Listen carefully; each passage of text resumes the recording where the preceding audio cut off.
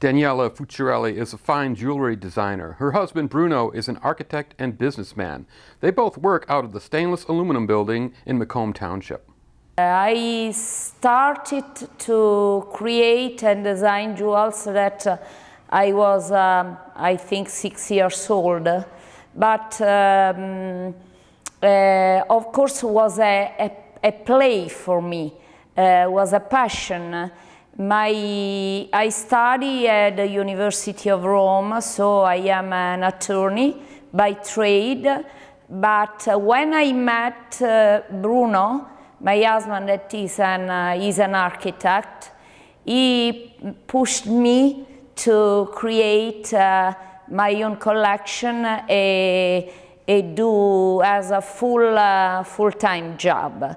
So, and because he thought, looking at my drawings, the jewels that already I had designed and realized and handcrafted, he told me, you have to do, because I think you can create a very different collection. And my collection is different because it's inspired by especially Italian architecture and arts and history.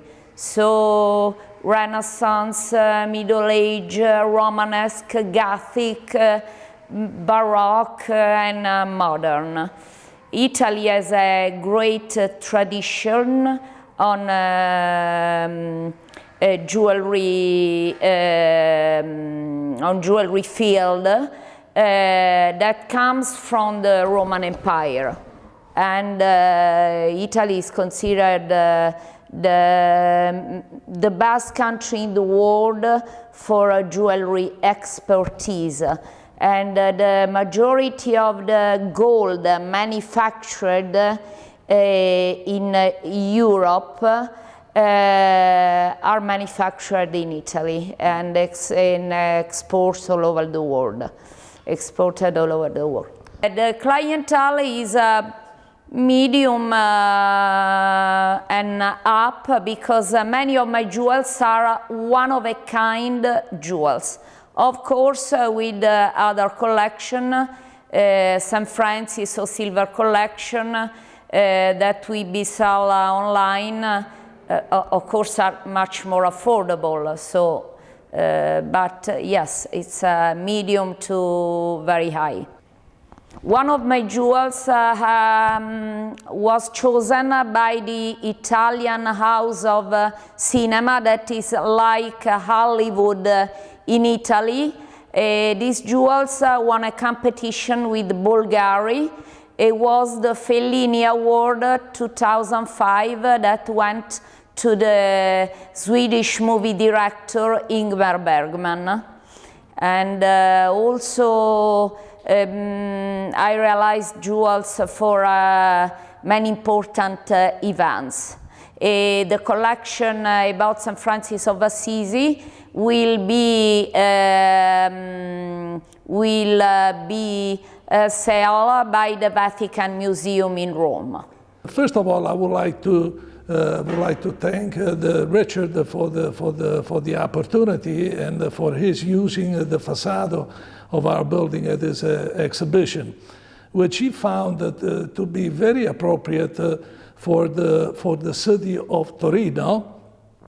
Torino has a very special architecture and industrial architecture, very industrial city, and he saw in this building this definition of architecture that I gave him when I met him, which is that my definition is that architecture is physics with feeling, and industrialization, the technology, science, all put together, the environment, And it comes into this idea that reconnects us to Torino, and therefore he applied it as a front page for his exhibit.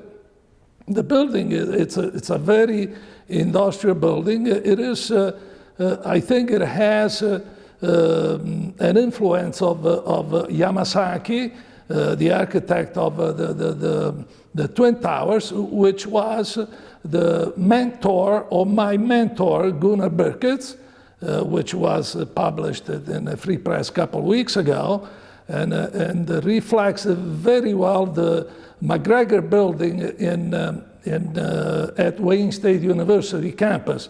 It is one of the first buildings that I met, I should say, when I began to learn about architecture.